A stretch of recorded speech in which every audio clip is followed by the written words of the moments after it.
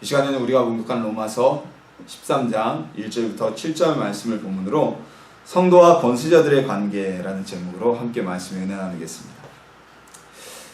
지금 우리가 존재하는 이 지구상에는 크게 세 가지 정치 체제가 존재를 합니다. 우리 대한민국과 같은 민주주의 정치 체제, 그리고 또한 이슬람권이나 일부 불교 국가들과 같은 어떤 신정 정치 체제, 신정 정치라고 하는 정치 체제, 종교적인 정치 체제죠. 그리고 또한 일부 사회주의 국가. 이 사회주의와 공산주의는 원래 다른 겁니다. 공산주의 국가 체제. 아직도 이 공산주의를 추구하는 나라가 전 세계에 거의 없는데 몇몇 곳이 있죠. 쿠바라든가, 쿠바는 아직까지 그 공산주의 체제를 포기하지 않는 나라니까요. 북한은 공산주의 국가가 아니라 그냥 독재 국가고요. 네, 이렇게 여러 가지 크게 세 가지의 국가 체제로, 그리고 공산주의가 붕괴되면서 이제는 거의 민주주의냐 또는 아니면 종교정치 체제냐, 민주주의 내에서도 사회주의적인 민주주의냐 아니면 자본 독점적인 민주주의, 즉 자본주의냐, 이렇게 갈라지고 있는 정치 체제들이 이 지구상에 존재하고 있습니다. 사울이 왕으로 세워지기 전에는요, 이스라엘 민족의 첫 번째 왕으로 이스라엘 민족이 하나님께 구하죠. 우리도 블레셋과 같은 왕을 세워주시길 원합니다 라고 구하자 하나님이 그들에게 사울을 왕으로 세우셨는데요, 이 사울이 왕으로 세워지기 전까지 이스라엘은 신정정치 체제, 오늘날로 말하면 종교적 정치 체제의 국가였습니다. 왜냐하면요, 이스라엘에는 제사장이라는 제도는 있었습니다. 제사장은 레위지파에서도 아론의 자손, 즉 아론의 가문에서만 대대로 그 장자들을 통해서 이어지는 직분이 제사장이었습니다. 자, 이 제사장은요, 하나님께 우리가 알다시피 성전에서 예배하고 제사를 드리는 일에만 전념했던 이들이 바로 제사장입니다. 즉 종교적인 지도자라고 할 수 있습니다. 그럼 이 제사장들은 하나님께 예배하는 데에만 전념했지 민족을 다스리거나 전쟁을 하는 데는 전혀 나서지 않는, 오직 하나님만 섬기는 데에만 전념을 다하는 자들이었습니다. 따라서 이스라엘의 권력, 이스라엘의 백성들을 다스리고, 그리고 그들 가운데 위기가 닥치면 군대를 이끌고 나가는 전쟁의 지도자가 되고, 때로는 이스라엘 백성의 억울함을 풀어주는 재판장의 역할을 하는 자들은 하나님께 기름을 부음받은 사사나 선지자가 세움을 받게 되었습니다. 이 사사와 선지자의 특징은 무엇이냐면요, 세습직이 아니었다는 겁니다. 모든 사사는 당대에 그 직이 끊어졌어요. 간혹가다 레위기의 사사기에 기록된 기드온의 아들들처럼 자신의 아들들을 대대로 권력자로 세우는 경우가 있긴 했지만 그 권한이 정당화되지 않았고, 성경에서는 그들의 권력이 오래가지 못했습니다. 사무엘 같은 경우도 사무엘이 이스라엘의 사사로 세움을 받아 하나님께 임명받아서 이스라엘을 다스렸지만 그의 아들들이 아버지를 이어서 세습하였을 때 그 아들들은 이스라엘을 다스리지 못하고 다시 그들의 부족함으로 인해 사무엘이 사사로 복귀하게 되는 일이 일어났습니다. 이것처럼 이스라엘에는 어떤 세습되는 지도자도 없고, 그리고 정기적으로 나타나는 것이 아니라 이 사사도 부정기적으로 나타났던, 하나님에 의해서 직접적으로 통치를 받았던 사사나 선지자라고 하면요, 이 사람들이 자기 마음대로 나라를 다스리는 것이 아니라 하나님께 받은 명령을 갖다 전달하는 역할을 했습니다. 모세처럼요, 이런 권력이한 형태를 띄었습니다. 그래서 아주 근본적인 신정정치 체제, 하나님께서 신이 직접 다스리는 나라, 사사나 어떤 선지자들을 대리자로 세워서 신이 다스리는 나라의 권력이양 체제를 가지고 있었습니다. 지금도 사우디아라비아를 대표하는 중동의 여러 아랍 왕정 체제에서는요, 이들은 실질적으로 왕위를 세습하고 있어요. 그러면서도 그 나라의 법과 통치 체제의 기본 이념은 코란이라는 경전에 따라서 나라를 다스리는 신정 체제의 국가들입니다. 그래서 이 나라들에서는, 사우디나 이런 곳에서는 민주화라는 게 요구가 될 수가 없죠. 그 나라들은 민주화와는 거리가 먼 나라들이에요. 인권 이런 거 없어요. 우리가 알다시피 도둑질하면 정말 팔 잘라버립니다. 간음을 행하는데 정말 끌고 와서 돌로 쳐 죽입니다. 이 사우디아라비아보다 좀 더 근본적인 이슬람 원리주의로 간 사람들이 누구냐? 오늘날 국제적으로 테러와 집단학살과 인권 유린으로 큰 골칫거리가 되고 있는 ISIS가 바로 이들입니다. 이들은 이슬람 원리주의 체제로 들어가서 온전히 코란에 근거한 국가를 세우자 그래서 왕도 없고요. 그들의 지도자 술람이라 그러나요? 지금 갑자기 생각이 안 나네요. 이슬람 지도자를 세우고 그를 통해서 나라를 다스림을 받는 그 신의 뜻에 의해서 나라를 다스린다는 아주 신정체제의 원리주의로 돌아가고자 하는 사람들이 바로 ISIS입니다. 자, 오늘날 우리나라를 포함한 대다수의 국가는 민주주의의 정치체제를 표명하고 있습니다. 공산주의가 무너지고 난 이후에는 민주주의가 거의 전 세계 유일의 대다수의 국가를 장악하는 정치체제가 되었고요.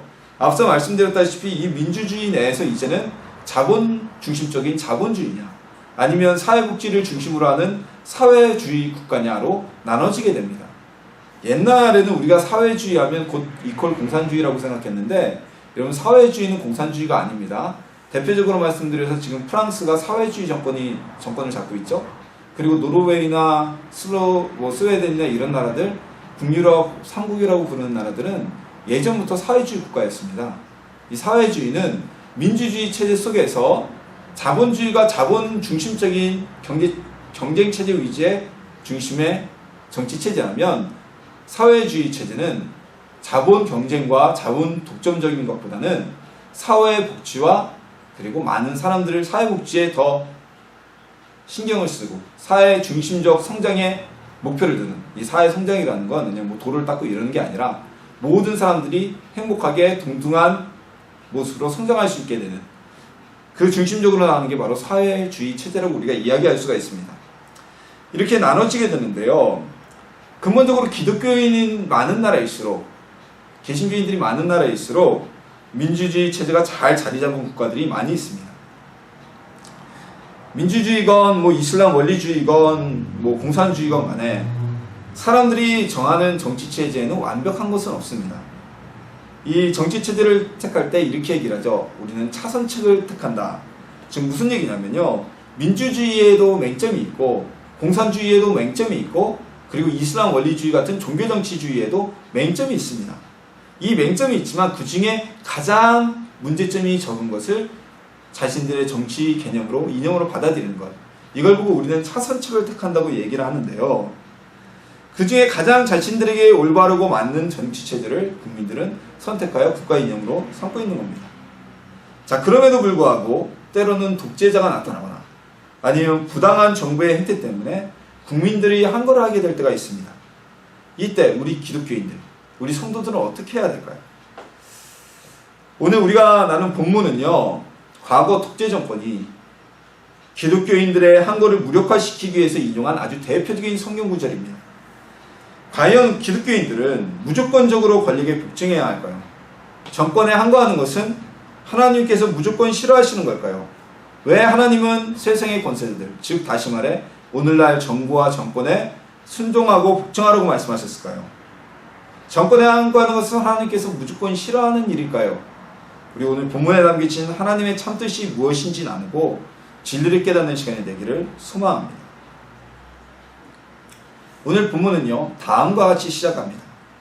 각 사람은 위에 있는 권세들에게 복종하라. 권세는 하나님으로부터 나지 않음이 없나니 모든 권세는 다 하나님께서 정하신 바라. 우리가 권세자들, 뭐 로마서에서는 권세자들이라고 얘기했지만 오늘날로 말하면 오늘날 정권에 또는 정부의 권세자분자들에게 복종해야 되는 근거는 바로 하나님께서 그들을 세우셨기 때문이라는 말씀입니다. 이 세상의 모든 권력은 하나님으로부터 나옵니다. 세상의 모든 권력은 하나님께서 세우십니다. 성경에는 세상의 권력을 하나님이 세우셨음을 나타내는 몇 차례 예가 나타납니다. 직접적으로 하나님이 세우셨음을 보여주는 것은 바로 열왕기상 19장에서 나타납니다. 하나님께서는 엘리야에게 하사엘이라는 자에게 가서 기름을 부어 그를 아람의 차기왕으로 세우라고 말씀하십니다. 이것은 아람의 왕조차 이스라엘을 끊임없이 침공하고 괴롭혔던 그 이방 나라, 우상을 섬기는 나라의 왕조차도 하나님께서 임명하고 세우신다는 것을 명백하게 보여주는 말씀입니다. 또한 그 이전에는 이스라엘이 출애굽할 때 애굽을 다스리던 바로의 마음을 강팍하게 하시고 그의 아들뿐만 아니라 군대까지 완전히 패배하셨던 것이 바로 하나님께서 하신 것이라는 모습을 보고 바로 여호와께서 세상의 권력도 하나님이 세우시고 세상의 권력자들도 하나님이 좌우하심을 보여주시는 말씀을 우리가 알 수가 있습니다. 하나님께서 세상의 권력자들도 세우시는 겁니다. 이건 분명합니다. 자, 권력자들을 보면요, 그들이 권력을 잡기까지 아주 드라마틱한 상황이 나타나는 경우가 대다수입니다. 그냥 젊을 때부터 정말 엘리트 코스를 밟아가지고 탄탄대로를 겪으면서 권력을 잡는 사람은 거의 없습니다. 자, 권력 세습의 독재자들의 대표라고 우리가 일컬어주는 북한의 김정은. 이 김정은조차도 정말 드라마틱하게 후계자로 등장하게 되죠. 김일성이 죽기 직전까지도 김정일이 죽기 직전까지도 누가 김정일의 후계자가 될지 아무도 몰랐습니다. 심지어는 우리 정부기관이나 미국조차도 김정은이 김정일의 후계자가 될 것이라고는 생각하지도 않았죠. 오히려 김정남이나 또 다른 김정 누구죠? 딴 사람을 후계자가 될 것이라고 생각했는데 전혀 노출되지도 않고 예상치도 않았던 김정은이 권력을 잡게 되었습니다. 자, 우리나라의 역대 대통령들도 우리가 쉽게 예상하는 사람이 당선된 적은 거의 없다시피 하죠.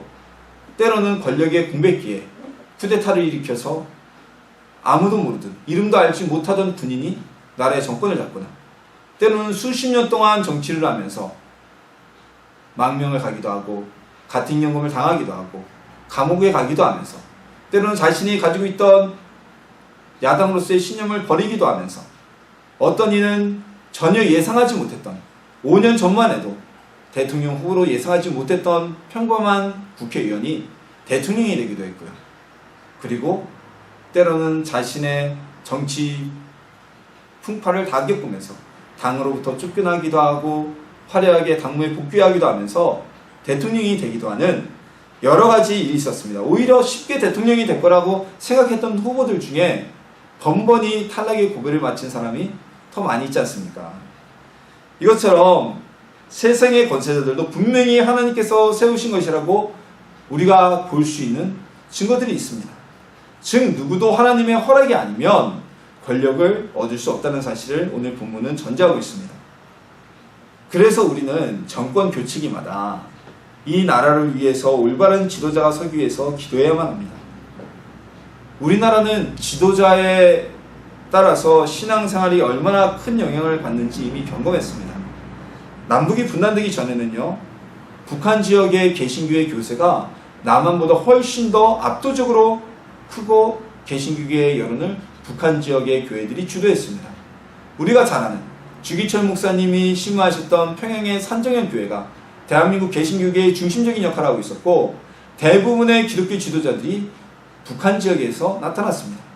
그와는 무관하게 우리나라의 가장 첫 번째 교회조차도, 가장 첫 번째로 세워진 교회조차도 북한에 있었으니까요. 하지만 북한에 공산주의 정권이 들어서면서 교회도 풍파를 맞게 됩니다. 북한에 있던 모든 교회가 단 하나의 교회도 남김없이 문을 닫아야 했습니다. 그래서 남한 지역의 교회가 갑자기 부흥하게 되는데요. 그 부흥하게 된 원인은 6.25 때 또는 북한 공산주의 정권을 피해서 피난온 성도들이 남한에서 교회를 세우고 또한 남한의 교회에 등록함으로 인해서 대한민국의 교회가 급속도로 부흥하게 됩니다. 이 대표적인 교회가 바로 영락교회잖아요. 영락교회가 북한에서 신앙생활을 하던 분들이 피난 내려와서 함께하여 성장한 교회가 바로 영락교회입니다. 한경진 목사님도 평양신학교 출신이셨고요. 자, 하나님께서 권력을 허락하신 지도자들을 위해서 우리는 기도해야만 합니다. 우리 이 나라의 지도자가 누가 세워지고 어떤 이가 세워지냐에 따라서 우리 일상생활뿐만이 아니라 신앙생활조차도, 이 나라의 교회의 운명조차도 좌지우지되기 때문입니다. 모든 지도자는 하나님께서 허락하셨기 때문에 세워진 것입니다. 북한의 김정은 같은 독재자들도 하나님의 허락하심이 있었기 때문에 세워질 수 있었던 것입니다. 우리에게 선량하고 공의를 사랑하며 국민을 두려워하는 지도자가 세워지도록 우리의 권세자들이 공의를 사랑하고 하나님과 국민을 두려워하는 이들이 되도록 기도하는 저나 여러분이 되기를 소망합니다. 하나님은 질서의 하나님입니다. 하나님은 질서를 만드시고 그 질서를 유지하시는 하나님이십니다. 질서가 깨지면 이 지구와 우주는 존재할 수가 없습니다. 생각해 보십시오. 우리가 살고 있는 이 지구가 거의 오차 없이 평균적으로 1년 365일 만에 공전궤도를 한 바퀴 공전을 합니다. 이 오차는 거의 아주 미약해요. 이게 만약에 많이 바뀐다면은 우리가 하늘을 바라보는 별자리들이 엄청나게 이동이 있었겠죠. 그러나 수천 년 전에 보는 별자리와 오늘날의 별자리가 거의 변함이 없습니다. 그것은 무슨 얘기냐면요, 수천 년 동안에 이 지구의 공전의 오차가 거의 없었다는 것을 의미합니다. 이것 하나님이 세우신 우주의 질서입니다. 봄, 여름, 가을, 겨울이 오는 것, 지구가 약간의 궤도를 잡은 축이 기울어져서 봄, 여름, 가을, 겨울을 나눠지게 한 것, 이건 모두 다 하나님의 질서입니다. 또 우리 사람과의 질서, 가장 기본적으로 연배가 많은 분들을 존경한다거나 아니면 약한 자들이 강한 자들이 약한 자들을 돕고 양보한다거나, 이런 것들은 하나님이 모두 다 세우신 질서입니다. 따라서 하나님은 이 질서가 깨어지는 것을 매우 싫어하십니다. 아담과 하와가 에덴 동산에서 쫓겨난 이유가 무엇입니까? 바로 그들이 에덴 동산의 질서를 깨뜨렸기 때문입니다. 에덴 동산의 모든 것은 다 그들이 누릴 수 있었지만 동산 가운데 있는 선악을 알게 하는 나무는 이들이 따먹어서는 안 되는 열매였습니다. 이건 하나님께서 세우신 질서였습니다. 그런데 이 아담과 하와는 에덴 동산의 질서를 깨뜨렸기 때문에 그들도 에덴 동산에서 쫓겨남을 받게 되었습니다. 모세가 출애굽한 이스라엘 민족을 이끌고 나서 홀로 모든 이스라엘 백성을 다스리며 재판하며 힘들어했을 때 그의 장인이었던 이드로는 모세에게 권한을 위임하여 모세와 백성 모두가 효율적인 행정 시스템을 구축하라고 충고하게 됩니다. 모세는 장인 이드로의 충고를 받아들여서 10부장, 100부장처럼 자신의 권한을 위임하여서 권한 위임받은 자들을 세우고 이스라엘 백성과 자신 모두에게 효율적인 질서를 세우게 되었습니다. 하나님께서도 이스라엘 민족을 출애굽시키시고 레위 지파를 여호와 하나님만을 섬기는 지파로 구별하셨습니다. 레위 지파 내에서도요, 아론 가문, 즉 아론의 자손은 대대로 제사장의 직임을 담당하고 성막에서 일을 하게 하셨고, 예를 들어 고라 가문은 그들은 찬양을 함으로써 하나님께 영광을 돌리게 질서를 세우셨습니다. 그런데 고라 자손과 루벤 지파의 몇몇 사람들이 하나님께서 세운 이 질서에 반발하고 반기를 들고 나섭니다. 왜 아론 지파만이 제사장의 직임을 맡는 것이냐? 우리 고라 자손도 제사장의 직임을 맡을 수 있다. 모세가 과연 우리를 공정하고 온전하게 가나안으로 이끌어서 분배할지 누가 아느냐? 우리도 이 행정 시스템에 참여하도록 길을 열어달라고 반발하며 투쟁을 시작했습니다. 하나님께서는 이들 가운데, 하나님이 세우신 질서 가운데 반발하는 이들에게 그 질서를 세우신 분이 하나님이심을 명백하게 모든 민족 앞에 보이게 되십니다. 고라를 비롯한 각 지파의 대표자들, 그 관란에 참여한 자들과 아론이 각각 향을 들고 섰을 때 고라 자손은 땅이 갈라져서 하나님이 그 고라 자손을 땅속으로 잡아삼키고 땅이 다시 합쳐지게 만드셨습니다. 또한 그들의 동조했던 이들은 하늘에서 불이 내려서 모조리 다 태워버렸습니다. 하나님은 질서를 파괴하는 것을 원치 않는 분이십니다. 오늘 본문은요, 우리가 세워진 권세자들, 그들을 위해 복종하고 그들에게 따라야 하는 이유를 설명하고 있습니다. 그들은 이 세상의 질서를 유지하기 위해 세움을 받았고, 그들은 선한 일을 추구하기 위해 세움을 받은 자들이기 때문에 따라야 한다고 오늘 말씀합니다. 3절에서는 이 사실을 우리가 찾을 수가 있습니다. 다스리는 자들은 선한 일에 대하여 두려움이 되지 않고 악한 일에 대하여 되나니 내가 권세를 두려워하지 아니하려느냐? 선을 행하라. 그리하면 그에게 칭찬을 받으리라. 이 세상의 정부기관의 권세자들은 기본적으로 질서와 선이 유지되기 위해서 시험을 받게 되었고, 악이 아닌 그들은 선을 추구해야만 한다는 말씀입니다. 권세자들에게 억압을 받지 않고 처벌을 받지 아니하려면 그들의 권한이 무서워서 순복하는 것이 아니라 스스로 먼저 앞장서서 선을 해야 한다면, 질서를 유지한다면 그들에게 힘의 논리에 눌리는 것이 아니라 오히려 칭찬을 듣게 될 것이라고 오늘 본문을 우리에게 말씀하고 있습니다. 우리는 기본적인 질서 유지와 국민을 위한 정당한 통치를 행하는 권세자들에게 순종해야 됩니다. 정당한 통치를 행하는 정부와 정권에게 따라주어야만 합니다. 협조해야만 합니다. 하나님은 직접 세상을 통치하지 않으시고 그들을 통해, 이 나라의 정부와 그리고 권세자들을 통해 세상을 질서를 유지하시기 때문입니다. 반대로 권력을 잡은 자들, 권세자들, 정부기관의 고위공무원들, 정책 집행자들은 악을 두려워하고 국민들의 복지와 사회 질서 유지에 최선을 다해야 합니다. 하나님께서 그들에게 권한과 권세를 주신 이유가 바로 그것이기 때문입니다. 권세를 잡은 자들이 질서 유지와 국민보다 자신의 사리사욕에 앞장선다면 그는 하나님께서 주신 권한을 오용하는 것이기 때문입니다. 하나님이 주신 권한을 오용하는 자들에게는 무서운 하나님의 심판이 기다리고 있습니다. 오늘 본문은 세금에 대해서도 언급하고 있습니다. 이 로마서가 쓰여질 당시는 로마 제국이 세계를 제패하던 시절이었습니다. 로마 제국은 주변의 많은 나라를 점령하고 그 나라를 피지배 국가로 삼아서 통치하고 있었습니다. 로마에게 지배당하고 통치를 당하며 세금을 내야 됐던 자들 중에 조세저항이 없을 수가 없었습니다. 조세저항은 정권과 통치자들에게 저항하는 가장 낮은 수준의 저항이죠. 그러나 오늘 본문은 정당한 조세는 세금을 납부하라고 말씀합니다. 조세를 받을 자에게 조세를 바치고 관세를 받을 자에게 관세를 바치라고 말씀하고 있습니다. 정당한 조세, 정당한 세금에는 저항하지 말고 세금을 납부하라는 것입니다. 이것은 사회 질서 유지와 복지를 위해 정당하게 사용되는 세금이기 때문입니다. 세금 얘기가 나오다 보니까요, 요즘에 종교계 과세에 대해서 설왕설래가 많습니다. 오늘 본문의 말씀의 측면에서 본다면 성직자들도 세금을 납부하는데 거부할 이유가 없습니다. 오늘 본문은요, 우리가 진노 때문에 세상 권력자들이 우리에게 행정제재를 가하고 고발하고 압류를 가하기 때문에 세금을 내는 것이 아니라 양심에 따라서 하라고 말씀하고 있습니다.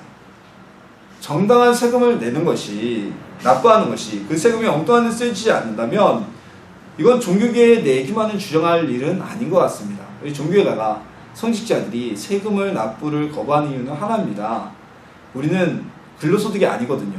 제가 세금을 납부하자고 얘기하지만 제가 교회로부터 받는 돈은 사례비지 근로소득이 아닙니다. 그래서 때로는 사례비의 금액이 여러분 우리 교회를 비롯해서 많은 교회들이 목회자의 사례비가 때로는 어느 교회들은 최저임금 수준에 못 미치는 교회들도 있습니다. 사례를 받지 못하고 사역하는 분들도 계십니다. 근로소득이라고 생각한다면 그렇게 할 이유가 없죠. 성직자들은 사명 때문에 이 일을 하는 거지 돈을 바라고 한다면 그건 바로 사꾼이고 독놈이죠. 하나님과 관계없는 사람들이죠.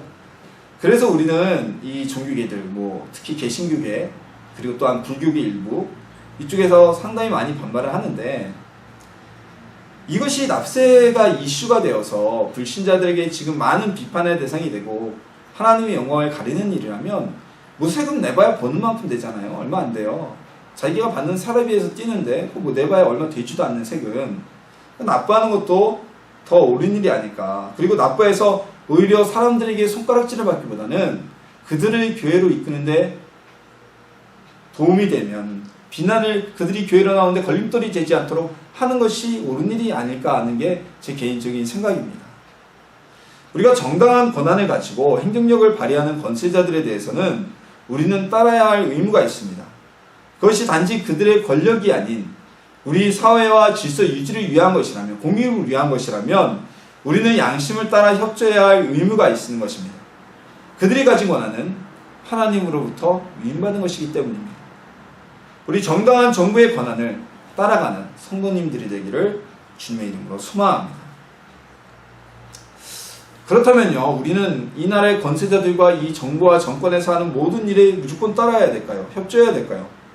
오늘 본문을 근거로 해서요, 일제강점기 때 일제는, 교회는 신사참배에 참여해야 된다. 이건 나라를 세운 통치자들에게 내가 복종하라 했고, 이것은 국가 권력의 우상 숭배가 아니라 국가 권력에 대한 행사다. 국가의 행사다. 또한 독재정권 시절에는 이 말씀을 들어서 독재정권에 항거하는 것은 하나님께 항거하는 것이다 라고 교회가 민주화운동에 참여하는 것을 방해하고 막았습니다. 그래서 적지 않은 교회들이 이 본문 말씀을 잘못 해석해서 신사참배에 참여하게 되었고 또한 독재정권 시절 민주화운동을 외면하게 됩니다. 하지만 본문에는요, 다음 구절이 분명히 포함되어 있습니다. 진노 때문에 할 것이 아니라 양심을 따라 할 것이라. 다스리는 자들은 선한 일에 대하여 두려움이 되지 않고 악한 일에 대하여 되나니. 오늘 본문은요, 무조건적으로 세상의 권세자들과 정권과 정부에 굴복하라는 것이 아닙니다. 악을 두려워하고 선을 지향하는 권세자들, 양심에 비추어 꺼리낌이 없는 일에 대해서 복종하라는 말씀입니다. 자, 예를 들어서 정권이 민간인을 학살하라고 명령한다면 그 명령을 따라야 되겠습니까? 정권에서 비자금 조성을 요청한다면 그 비자금 조성을 따라야 합니까? 정권에서 주일 예배를 제외한 수요 예배와 금요 예배, 새벽 모든 예배를 금지한다면 그 말에 따라야겠습니까? 이 모든 일들은 우리의 양심에 비추어서 또 하나님 말씀에 비추어 따를 수 없는 일입니다. 하나님이 세우신 질서와 선을 거부하는 권세자들에 대해서는 우리는 복종해야 될 이유가 없습니다. 최근에 동성애자 문제가 많은 사회적 이슈가 되고요. 교회와 또한 나름 인권을 추구하는 사람들과의 다툼의 분쟁의 요소가 되고 있습니다. 여러분, 동성애자 결혼이 미국에서는 대법원을 통과해서 막을 수 없게 통과되었습니다. 크리스찬이라고 스스로 얘기를 하는 미국의 대통령은 크리스찬이 아니면 될 수가 없습니다. 미국의 헌법이 그렇게 하기 때문에 오바마조차도 그 일이 대단한 일이라고 생각하면 눈물을 흘렸다고 그러죠. 우리나라 교회들은 극구 반대를 합니다. 저 역시도 반대합니다. 동성애자들이 교회를 나오는 것을 반대하는 게 아닙니다. 그들이 결혼하고 그들의 동성애자의 사회적 지위가 법적으로 존중되는 것을 우리는 반대합니다. 왜요? 이것이 우리 성경에 분명히 금지되어 있는 말씀이기 때문입니다. 구약에만 아닙니다. 성경에 신약에 분명히 금지되어 있어요. 신약의 동성애자들에 대해서 수없이 반대하고 그들을 내몰고 쫓아내라고 계시록에조차도 그 말씀이 기록되어 있습니다. 그렇다면 우리는 주님이 오시는 그날까지 동성애를 받아들일 수 없고 찬송할 수가 없습니다. 동성애자 개개인을 비난하고 조롱하라는 이야기가 아닙니다. 그들에게 담겨져 있는 동성애라는 문제에 대해서 이야기하라는 겁니다. 할 수 있다면 그들과 함께 도우며 그들이 올바른 길로 그 길을 벗어날 수 있다면 벗어날 수 있도록 손을 내미는 자들은 우리가 함께 돕고 나가야 될 수 있어야 합니다. 그러나 우리는 양심상 동성애를 받아들일 수가 없죠. 이건 대한민국의 모든 사람들이 비난하고 조롱하더라도 합의할 수 없는, 복종할 수 없는 문제입니다. 또한 얼마 전에 우리 지역에 있는 모 교회가, 굉장히 큰 교회가 비자금자 조성에 동참했습니다. 그 교회의 유력한 장로가 자신의 비자금을 숨기기 위해서 교회를 이용해서 돈 세탁을 했죠. 교회에다 헌금하는 것처럼, 돈을 빌려주는 것처럼 해놓고 그 돈을 다시 되받아갔습니다. 일단 교회에 들어오는 재정은요, 어떤 세금을 납부하지도 않고 세무서에 교회뿐만이 아닙니다. 이건 모든 종교가 동일한 얘기입니다. 종교계에 납부되어지는 기부금에 대해서는 세무당국에 신고해야 할 의무도 없고 협조해야 될 이유도 없습니다. 그러니까 교회를 통해서 그 돈이 세탁이 되는 것을 세무당국이 추적하지 못하는 것을 알고 머리를 쓴 겁니다. 그 장로가 그 교회에 굉장히 유력한 장로입니다. 그 장로가 그 교회 건물을 지어줬습니다. 담임 목사가 그 사실을 알았을까요? 몰랐을까요? 그 교회의 성도나 재정이나 또한 목사님이나 누구든지 양심이 있고 그 사실을 알았다면 단호하게 거절했어야만 합니다. 그런데 그러지 못했습니다. 왜요? 그 장로가 그 교회를 건축했고 그 장로가 그 교회에 가장 강한 권력을 가지고 있는 사람이었기 때문에 그러지 못했다는 겁니다. 우리는 이 세상의 권력에 무조건 복종하는 것이 아닙니다. 하나님이 세우신 질서와 하나님이 오늘 말씀에 이야기한 것처럼 선을 두려워하는 자들, 선을 추구하는 지도자들 외에는 어떠한 권세자에 대해서도 우리는 복종할 이유와 원인이 없습니다. 그들이 선으로 돌이키도록, 악의 길을 끊고 의로운 길로 돌이키도록, 또한 국가와 사회가 선을 향하도록 기도하며 나팔을 부는 파수꾼의 역할을 담당해야 될 사명이 우리에게 있습니다. 우리 성도들에게 있다는 얘기입니다. 앞뒤 따지지 않고 성경의 한 구절만을 근거로 이야기하는 것은 이단들이 가장 많이 사용하는 수법입니다. 마치 언론이 악의적으로 한 사람을 매장하기 위해서 인터뷰를 하며 앞뒤 구절은 다 잘라버리고 한 구절만 편집해서 왜곡된 기사를 내보내는 것과 같습니다. 우리는 지혜로워야만 합니다. 권세자들이 요구하는 것이, 이 나라가 요구하는 것이, 정부와 정권이 요구하는 것이 하나님의 말씀에 비추어 올바른 일인지, 하나님의 질서에 올바른 일인지, 신앙의 양심에 비추어 꺼리낌이 없는 일인지 우리는 알 수 있어야만 합니다. 성경에서 무엇이라고 말씀하고 있는지 우리는 찾아봐야 합니다. 그리고 이 모든 조건에 맞지 않는다면 우리는 복종이 아닌 선을 회복시키기 위해 기꺼이 빛과 소금의 역할을 담당해야만 합니다. 이것이 바로 그리스도인들이 국가와 사회에 봉사하는 사명이며 모습이 되어야만 합니다. 말씀에 비추어 지혜로운 국민, 지혜로운 성도가 되기를 소망합니다. 무조건적인 복종이 아닌 하나님의 질서와 공의에 비추어 협조하는 성도와 국민이 되기를 주님의 이름으로 소망합니다. 하나님 앞에 바르게 선 성도는 국가에서도 모범 국민이 되어야만 합니다.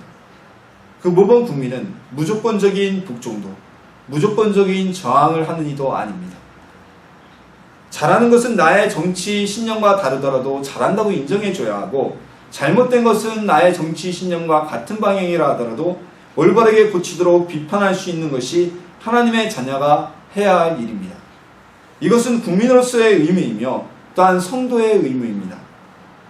세상의 권력과 정부에 순종하는 것은 하나님이 세우신 질서에 순종하는 것입니다. 우리는 그들이 가진 권력을 두려워하는 것이 아니라 하나님께서 위임하신 권한에 복종하는 것입니다. 아무런 이유 없이 권세자들에게 저항하는 것은 그들에게 질서를 다스릴 권한을 위임하신 하나님께 저항하는 것과 같습니다. 그래서 우리는 무조건적으로 복종하는 것, 또한 무조건적으로 저항하는 것, 그 둘 다 바르지 못한 모습입니다. 지혜로워야만 합니다. 예수님을 믿건 안 믿건 세상의 권세자들은 하나님의 권한을 위임받아 수용받은 것임을 잊지 마시기 바랍니다. 예수를 믿는다고 우리가 무조건 그 사람 말을 따라줘야 되고, 예수를 믿지 않는 자라고 불신자라고 무조건 거부해야 되는 것도 아닙니다. 정당한 법칙 행에는 따르고 순종하는 여러분이 되십시오. 그리고 이 나라의 지도자와 권세자들이 악을 미워하고 선을 추구하며 하나님이 주신 질서를 세우고 국민을 위하는 지도자가 세워지길 위해 기도하십시오. 그런 자들이 되길 위해 기도하십시오.